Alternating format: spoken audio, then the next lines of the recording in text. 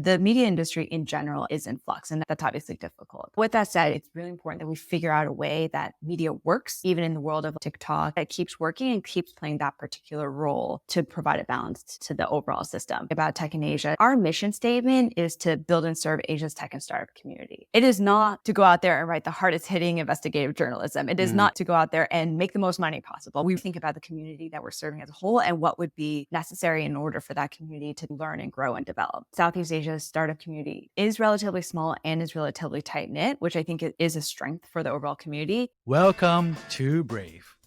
Learn from Southeast Asia's best tech leaders.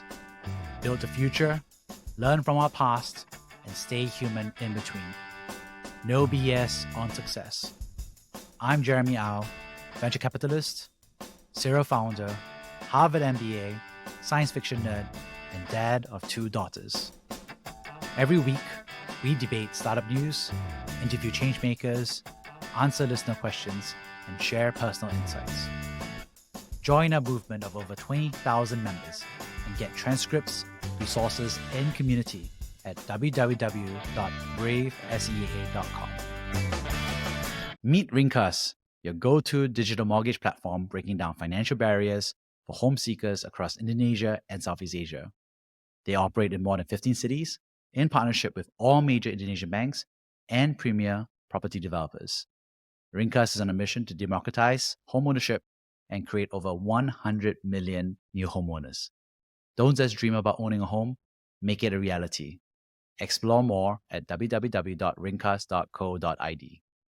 Hey Maria, really excited to have you on the show. You were a wonderful moderator at ESG Lunch that I recently attended, and you're such an incredible story and voice that I thought, hey, this leader on the tech news scene in Southeast Asia has got to be on the podcast. So welcome aboard. Could you introduce yourself real quick? Hi, Jeremy. Thanks for having me. I have been tracking the Brave podcast, and so it's awesome to finally be on board. So my name is Maria. I'm the Chief Operating Officer of Tech in Asia. I have been with TIA for 4.5, almost 5 years now. And I'm originally American. I moved to Singapore 6 years ago and joined TIA shortly thereafter. So it's been quite a journey. So you've been a Wharton MBA, you've been an investor consultant, and also you were at Apple. So how did you transition into technology news in Southeast Asia? How was that journey? Yeah, good question. So I think the overarching theme in my career has been to basically figure out how to help local economies develop and capture a lot of the benefits, jobs, profits, capital, whatever, and keep it within the local economy. So actually, even though when you look at my resume, it doesn't quite make sense, but actually I've always had a very clear thesis going into each job. So my first job out of college was to be an emerging markets consultant. I was working at Deloitte. Most of my projects were in sub-Saharan Africa. I was a bit more starry-eyed and naive back then. These were big institutional development projects. So I was working for like USAID, World Bank as a consultant, helping them work on 5-year microfinancing plans, 5-year smallholder farmer plans, like transportation. So these were, again, to help build up a lot of the local economy so that they could access international markets, get more capital. That was the idea. And then I honestly got a bit disillusioned with public sector. I felt like it was very slow and efficient. A lot of the dollars didn't actually go to the ultimate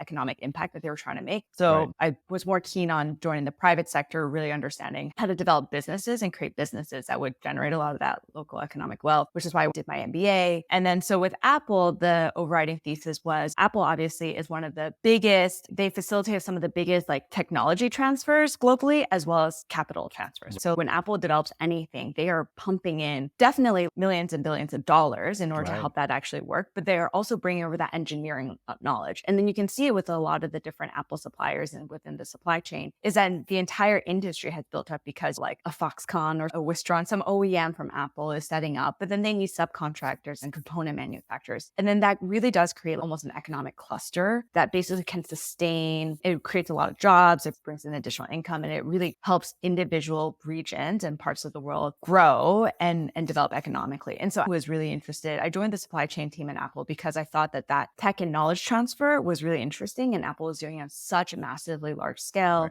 like unparalleled to anyone. And so that was the reason I joined Apple. Then the reason why Tech in Asia is because I moved to Singapore with Apple. I was managing a lot of our local regional Southeast Asia supply chain base for Apple. And I was actually bringing a lot of factories out of China and establishing them in Vietnam. And then to me, I started questioning about how else can you accrue the same local economic benefits to wherever you're working. And actually, I think the startup community does an amazing job of this, right? Not always, but generally speaking, local founders, or at least one of the founders, co-founders is local and from that area. It's a lot of you're applying some global concepts of what convenience looks like, what speed, and disrupting certain industries, but you're doing it in a very localized way. And then, of course, when you're successful, same thing, you're generating a ton of economic benefits that's being kept within that particular community. So that's the main reason I got interested in startups. And I just felt like the next driver of a real, genuine local economic wealth would be the startup scene within Southeast Asia. And so I wanted to get involved. Wow, that was quite a journey. And I think you shared that you were starry-eyed and then you kind of like unstarred those eyes, I guess. But I think there's a lot of folks who are always very interested in public sector and so forth. So could you share a little bit more about what does it mean from your thesis about what impact looks like from your perspective? Yeah. So I think the public sector is obviously incredibly important. And we would be remiss to think that, like, honestly, just leave it to private sector and capitalism and everything would get figured out. I think that is not true. And you've seen many cases of gross excesses and exploitation happen. So I'm still pro public sector. But I think the public sector, for me, is a very strategic partner and should be used as such. So definitely public sector wise, it's like if you are developing something new, like Singapore's startup community is a great example. When it first was coming up 10, 15 years ago, the government was supporting with a lot of capital funding, with a lot of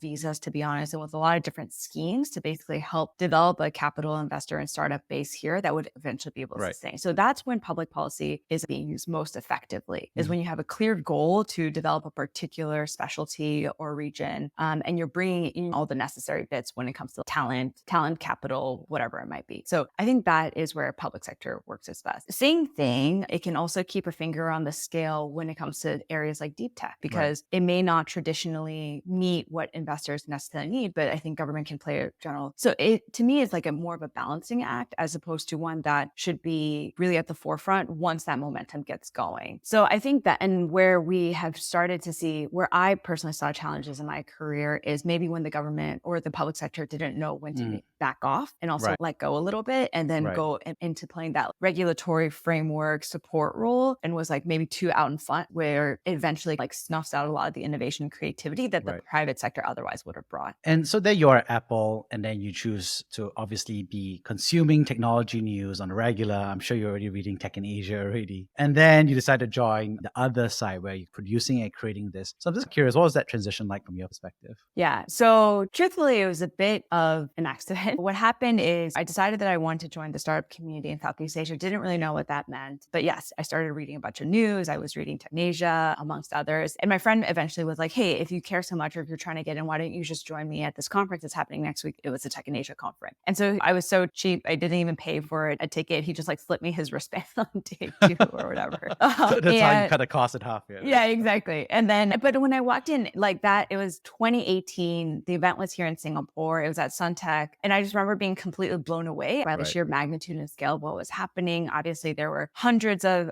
founders at our startup factory area. We had multiple stages. I think that year I saw this global CEO of Stripe on stage, ended up randomly standing next to Eduardo Saverin for a bit. And it was like a complete wow moment. I was like, wow, like I thought I wanted to get involved in startups in Southeast Asia. Now I know I do. And I realized that if I didn't move quickly, I think that opportunity maybe wouldn't have passed, but I wanted to strike while the iron is hot. So honestly, I just eventually started tracking Tech in Asia even more. Eventually a job posting came up for them to lead a business unit. Effectively, it was like a director role. And I went in and met the team. And I would say at that point, my intro to Tech in Asia was mostly through our event side and then our media side. I didn't realize how much of a media company it actually was by nature. And yeah, so I think that's where I honestly just didn't do enough due diligence before I joined, but no regrets. Okay. So what are some myths or misconceptions that you had or that other people may have about the media dynamics, especially in tech? Yeah. The first thing I would say is I started from a fundamental belief that media is a really critical institution. And I think it provides a massive amount of checks and balances, information sharing, educational support, so on and so forth. So I think media is really important. And I think media done well, which is with true editorial independence, integrity,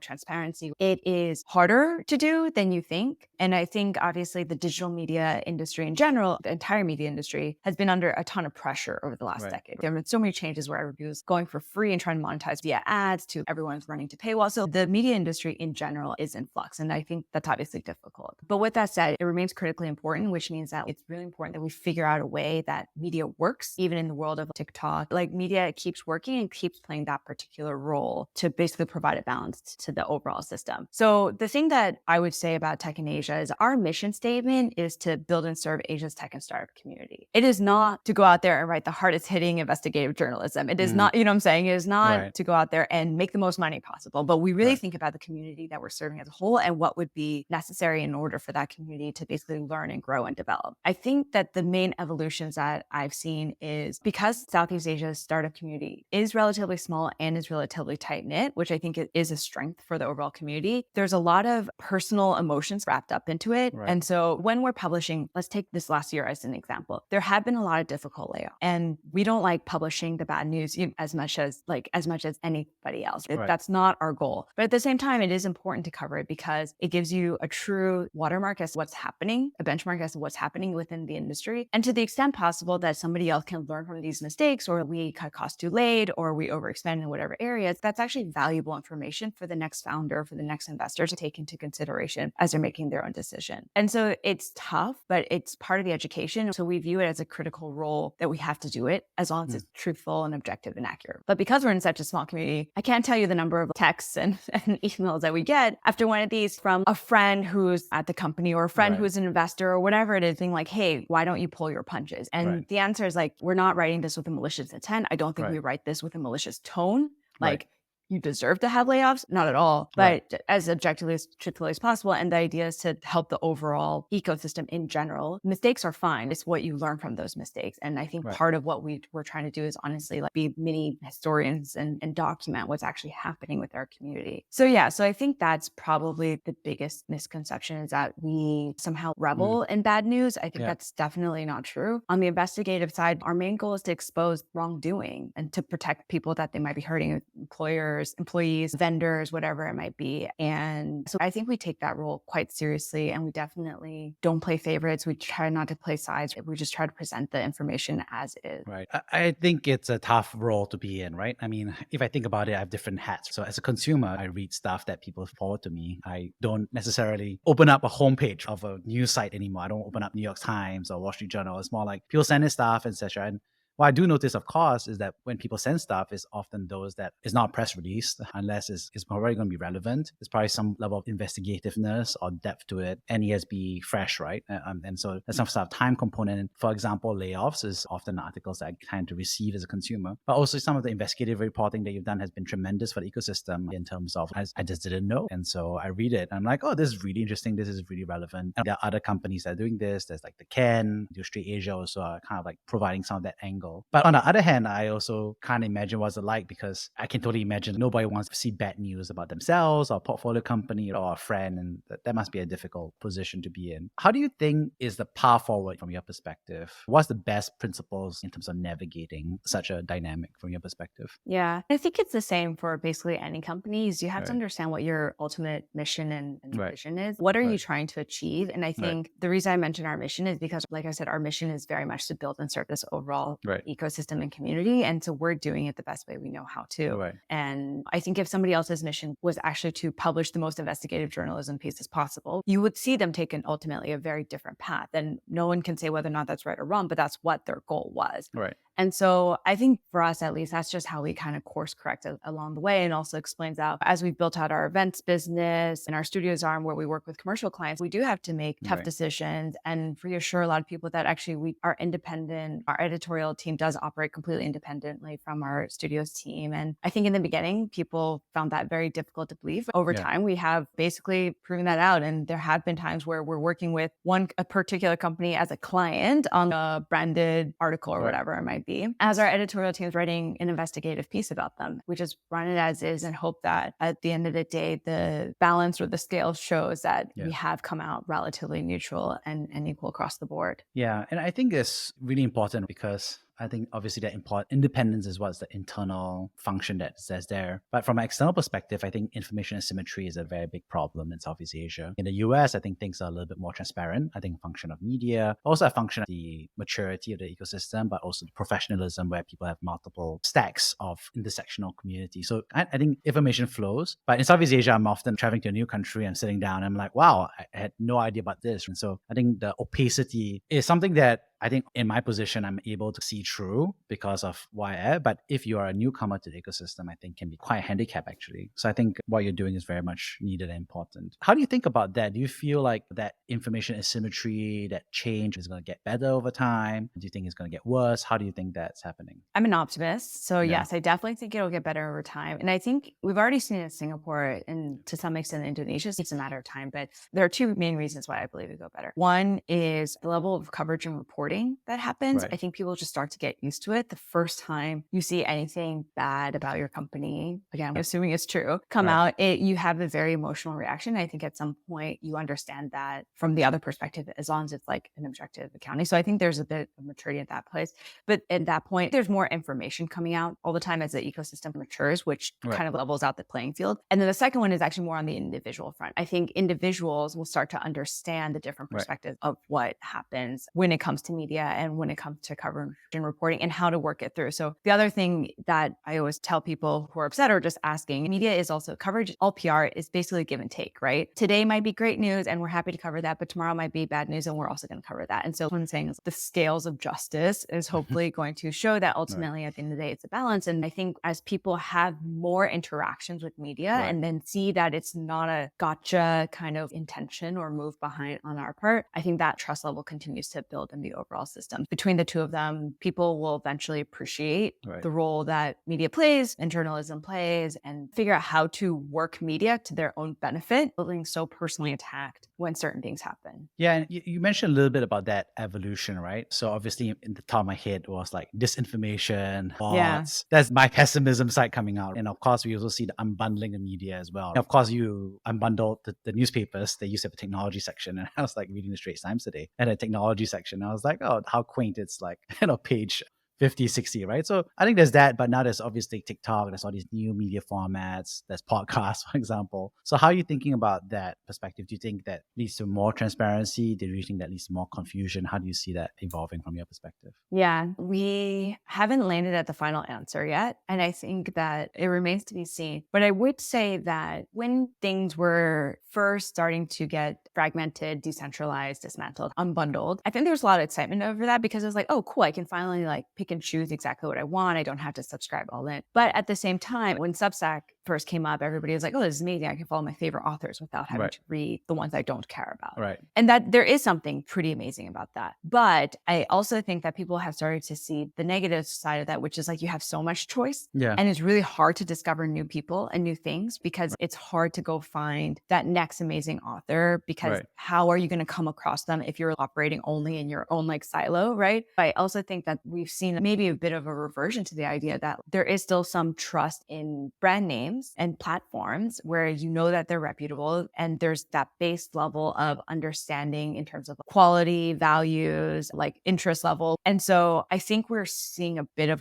and that ultimately at TIA, that's what our goal is. We want to build both the best, most credible brand in our space, covering the digital, covering the tech and startup space as a media platform. But then we also want to have the strongest individual journalists who also have a particular voice and people who just really love the way that they report or really love the beat that they cover or whatever it might be. So I think we're trying to cover basically both ends of that spectrum. So what's interesting is that you have a role of COO. What does COO mean? And then we'll go more into how exactly you navigate that. But what does COO mean? Because it's always a unique definitional role in every company. So what does that mean for you? Yeah. In truth, it probably means I deal with the escalations that nobody else wants to deal with. Yeah. That's the most accurate description, I think. Yeah, basically. If it's a problem that Willis, our CEO and founder, wants to deal with, he gets to deal with it. But if he doesn't want to deal with it, then it comes to me. But Willis and I, we have a great working relationship and we have defined our roles. We do switch it and we do pretty regular check-ins every few months to be like, are you good with your scope? But we always kind of divide and conquer across the company. By and large, what that's meant over the last few years is he focused more on top line revenue and I focus more on bottom line profitability when it comes to definitely operational stuff, but finance, legal, HR, and a lot of our OpEx costs, a lot of that falls under my purview. So that's one way we divide and conquer. And then the other way that we do it is also by business lines and business units. So Willis is more of the product guy. He was the first writer for Tech in Asia. So he's very tight with the editorial team. He takes more focus on our tech stack and our editorial side, whereas I oversee a lot more of our studios, commercial clients, and events. So that's the other way we divide. So it's a bit matrix. Yeah. But again, what it basically means is the buck stops with one of us and sometimes me if it's boring operational stuff. Yeah, got it. And how does one get the COO role? Because somebody is like, I want to be COO because I like this stuff. And I'm like, oh, that's good. But I don't see it as a JD, it's not like a, no one writes COO on LinkedIn jobs. People are looking for leads, associates, or consultants, but not a COO role. How does one kind of think about that? Yeah. So I never recruited for the COO role. I was recruited as like a business strategy director. And what actually happened was on my very first day, I went in, it was like a 9 a.m. meeting with the former CEO and Willis. And they basically informed me that the former CEO was resigning and would I be interested in stepping up? And at that point, I'm an American here. I'm on an EP. My EP had already cleared. Like I'd already basically gone all in on TIA and I figured in for a penny, in for a pound, right? Like I'm already committed to Tech in Asia. So who cares what the role is? I might as well just figure it out. So I agree. I never recruited for this role and I never really thought about what it meant prior to it. But I would say for anybody who is interested in becoming a CEO role, I think what it takes, it's not a skill set, right? Because like you said, it's defined incredibly differently at every single company because it really does end up being a bit of a negotiation and conversation with the other members of the C-level team to see how you carve out all the different responsibilities. So skill set wise is I think this ability to just honestly get shit done and be able to move quickly and make the right decisions for the business, maybe not in all general terms. And so I think if someone is coming up within a company and they're like, you know what, maybe I want to eventually become a CEO, I think the best way to distinguish yourself is to figure out how to get things done. And I don't care necessarily what the challenges are or all the different ways in which the timeline is laid or like all the external factors that are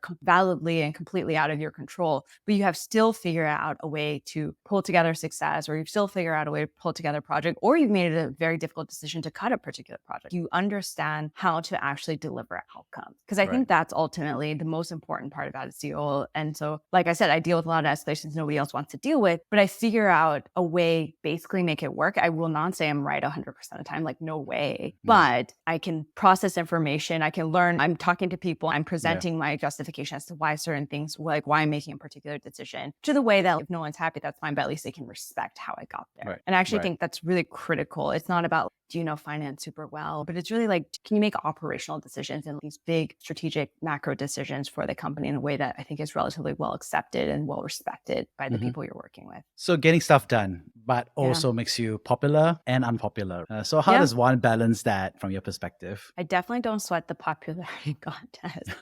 And there you go. So I think this does have to do with a bit with culture as well. We've built a culture where people genuinely like working at Tech in Asia because the way that we define our own success is also how we define our employees' success, which is like, are you fair, logical, and effective? You know what I'm saying? And so I tell employees as well, like not all the time, to not sweat. It's okay if you ruffle a few feathers or hurt their egos, as long as you're not malicious about it. But you do it logically, you do it with the right intention in mind, right? We hope that everybody at Tech in Asia is working on the overall right for our mission and doing it with the right things in mind. And then the personal stuff, I understand it can feel really bad in the moment, but for the right person, they will understand ultimately that having your feelings hurt versus making the right decision for the business is actually like the most important thing. And so we try to bring that mindset and mentality for the rest of our team and hope that they judge us accordingly as well. Yeah. When you think about that, are there any other attributes that you think are really important for a COO, like advice that you have for them to exhibit or for them to develop before they step into that role? Some things that I learned on the job, to be honest, is the main one is about leadership. It's really not about you. Nobody cares about you. So like in movies, you get to see the leader being the really the inspirational one or like the hardcore one. There's a certain trope, I think. But I think in reality, it is nobody cares about you. They only care about themselves, to be honest. And then so I think the most important thing was actually shifting that lens of like, I do feel like in the first few months, I was like, oh man, what do people think about me as a CEO? And then at some point I was like, nobody gives a shit about me. me. Yeah, It's yeah, all yeah. about like, how am I serving the employees? How am I Right. serving our clients, our shareholders? So I think that that lens shift actually was helpful because it removed a lot of the ego out of the role, which enables Right. you to make much better decisions. So I think there is a lot of letting go of any perceptions of self, your own ego, and really focusing again on the outcome. And as long as you are focused, laser focused on the outcome, you're like leading your team to do so. That also really helps. And then, of course, with that comes a bunch of being able to genuinely understand different perspectives and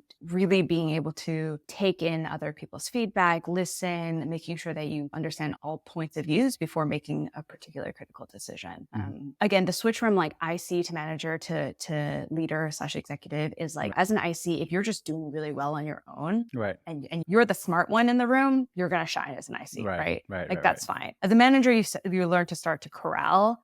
So basically, I think with each step forward, technically up the ladder, you actually have to take a step back and Right. hear more different opinions and perspectives in order to be more effective at your job. So nobody cares, again, if you're the smartest person in the room as a leader, like that's Right. great, but you're not going to have that many people following you. I think the main thing is to figure out how do you balance everybody else's perspective, make sure you're listening, and then you're like distilling it into a path forward. On that note, have there been a personal story or time that you were brave? Yeah, sure. So I think twice, really, I did two things in the same time. So basically, I have taken two massive pay cuts in my life. The first time was when I moved from Apple headquarters to Apple Singapore. I took around a 40% pay cut. They localized me, and Silicon Valley salaries are obviously higher. And then again, when I went from Apple to Tech in Asia, I took another 40% pay cut. So basically, I'm making less money or about the same as when I first did as a 22-year-old fresh undergrad. But the reason I mentioned is not because I care about money, but I think what was valuable about those two decisions, and the reason those two decisions were the bravest decisions I made, because those are when I allowed myself to stop defining success for my life and my career based on what I thought society wanted and basically define it on my terms. When I moved to Singapore, I really wanted to live and work in Asia. I felt like Asia was the future. I'm also Chinese American, and I was spending a lot of time in Chinese factories with Apple. So like I was spending a lot of time and working a lot in Asia anyways, but I really wanted to make that full switch. And so it was unconventional, but it helped me live out like a truer version of what I thought my career should be, or like where I wanted my life to go. And again, same thing with Tech in Asia. So I took that other pay cut, but it allowed me, I mean, I didn't know when I made the decision, but allowed me to basically be at the center of a lot of the tech and startup community here and see it growth and also facilitate and foster a lot of the growth. So it was brave in that I was breaking out from what I thought people expected of me versus like what I actually wanted to do. And obviously, you know, when you take many pay cuts, you also realize that money is really not that important. And that was also like pretty freeing for me. I was like, you know what? There's a certain amount of money, of course, in which I need to live in order to get by. But above and beyond that, money doesn't bring me happiness, but finding like that real passion and purpose at work and working with people that I love does. And I'm going to orient the rest of my life and my career decisions towards that. So I think those are brave in that I was charting out my own path. Yeah. When you made those decisions, what parameters were you weighing? So one is obviously job scope is one change. The other one is pay cut. That was geography. But what other parameters were you at the back of your mind? Yeah, I think slightly different for each one. Moving to Asia was basically like quality of life. San Francisco, actually, like at that time, this was back in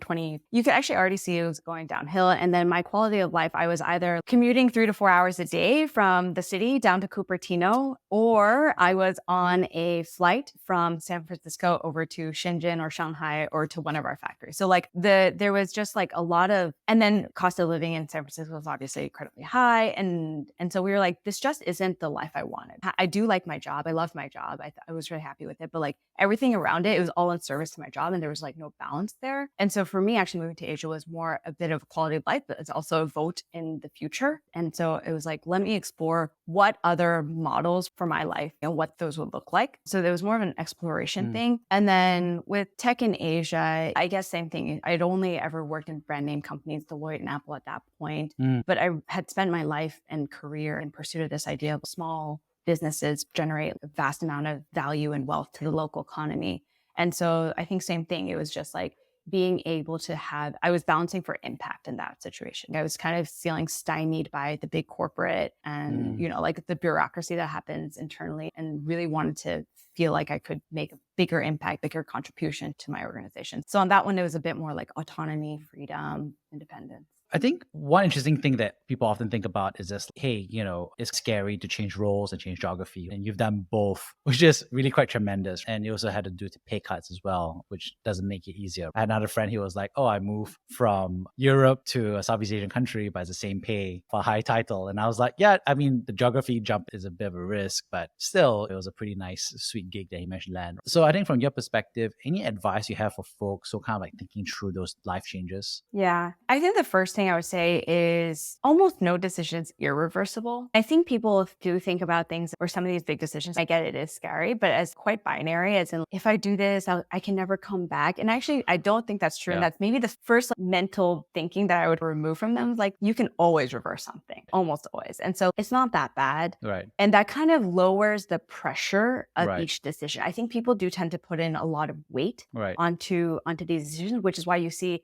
people almost paralyzed and they're like, well, I've been thinking about starting a startup for like 5 years, 6 years, and I just still haven't done it because I'm worried Yeah. about this. And so the first thing is like, yeah. And then in general, also to have a bias towards action, which is actually if you never try, you don't know, and to really just give it a shot. And then again, you can always reverse it. So it's not that big of a deal at the end of the day. And then the last one, no, the last few, sorry, I have so many thoughts on this one. Yeah, no, I think about this all the time. And then, so bias to action, no decisions irreversible. Obviously having a decent amount of confidence in yourself. And it's just like, do you trust that you are smart and logical and you'll figure it out as you go? Because there's no decision where everything is perfectly mapped out, exactly all the pros and cons of option A versus B. Right. You just have to be able to have a lot more faith and confidence in your own ability to navigate whatever comes. And so I think that's just people get wrapped up in their own heads about what certain things should look like, how certain decisions should be made. And I think the most freeing thing, like I said, is to just basically be like, you know what, I'm just going to give it a go. This is like the bias action that most startups like to see. Just give it a shot. It's not a failure. It's only a failure if you don't learn something from your mistakes. But as long as you're learning from your mistakes, then I would not ever define anything as failure. And if anything else, there's a massive amount of lessons learned along the way, which I think only serves to make you better in the long run. I'm so curious, what were some of the lessons that you learned from your perspective? In all my moves, is it? Yeah.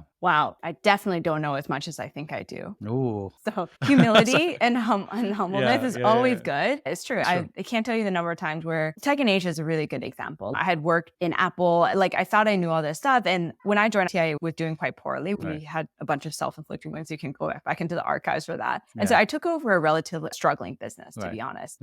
And so I'm just like here and I'm going to help save the company and whatever. And the humility lessons like day after day, week after week was amazing because TI had such rich resources, such amazing people already. And it was really just a matter of leveraging the ability. So humility for sure, probably the biggest one. Checking your ego is one. But then also I think a lot of things got reaffirmed, which is I now have even more confidence in myself that I can navigate whatever's coming forward and that there's almost nothing, I wouldn't say like unfixable, but that you cannot somehow influence to be slightly better than where you originally found it. Amazing. On that note, any parting words of advice that you have for folks? Mostly that I ask everyone to really think about what they want for themselves and for their own lives and to structure and plan according to that, not against what society thinks or what your friend from uni thinks or what your parents think or your in-laws think. I think this is where I see most people get lost or they feel like they're on a certain path and they just cannot possibly reverse out of it. So when I think about my personal journey, I actually did this little presentation internally for the company. I showed my salary progression. It was like, do, and it was like, dip.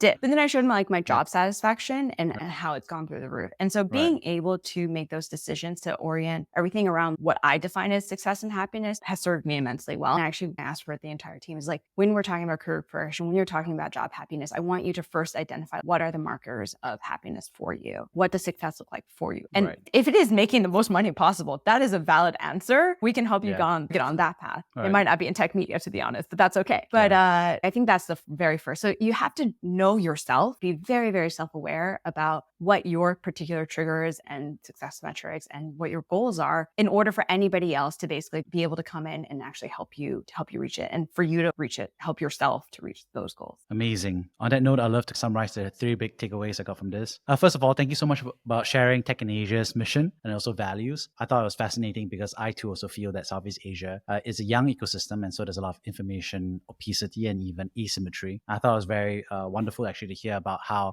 those tensions actually also translate to decisions that the team has to think about in terms of editorial independence, but also in terms of keeping the organization growing in the face of all these technological change and these new media channels. So I think it was a fascinating behind the scenes look about that newsroom and company. Secondly, thanks for sharing about the COO role. I think we talk about how nobody knows what exactly it means, but also we also know what is meant to be done, which is about getting stuff done. I thought that was a very good exploration about what are the key attributes about what's needed to succeed in the role, but also I think how to go about looking for that role. And I think the trust is needed for the role to succeed. Lastly, thanks so much for sharing actually your own advice about thinking through career decisions. You've definitely made a lot of decisions in terms of changing your geography, in terms of your role, in terms of industry. I think it was very nice of you to share your own reflections about what advice that you would give others, but also what were the lessons that you learned in terms of the knowledge you had to gain, the life satisfaction, and your thoughts about what's reversible versus what's actually decisive. So on that note, thank you so much, Maria, for sharing your perspective. Thanks, Jeremy. Thanks for having me. This was such a fun conversation. Thank you for listening to Brave. If you enjoyed this episode, please share the podcast with your friends and colleagues. We would also appreciate you leaving a rating or review. Head over to www.bravesea.com for member content, resources, and community. Stay well and stay brave.